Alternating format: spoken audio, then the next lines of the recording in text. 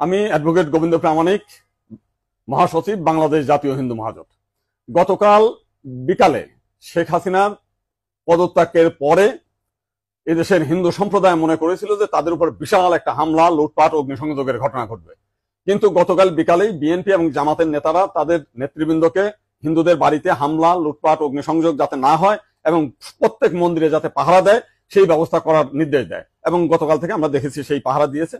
সাধারণভাবে হিন্দুদের উপরে বড় কোনো মন্দিরে কোনো হামলার ঘটনা ঘটে নাই।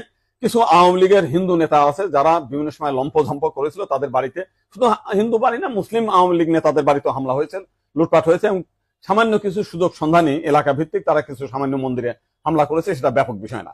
কিন্তু আমরা দেখলাম যে ভারতের রিপাবলিক এইটাকে নিয়ে ব্যাপকভাবে রিউমার ছড়াচ্ছে, নানান কিছু মিলে উদ্ভট কথাবার্তা বলছে।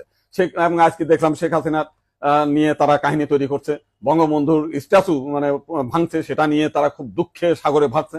আমার এক সাংবাদিক ফোন দিয়েছিলাম, তাদের বলেছি যে আপনারা যদি শেখ হাসিনার জন্য যদি এত কান্না আপনাদের মধ্যে আসে, তো শেখ হাসিনা ভারতে গিয়েছে, আপনারা ভারতের প্রধানমন্ত্রী নরেন্দ্র মোদীকে সরিয়ে শেখ হাসিনাকে আপনারা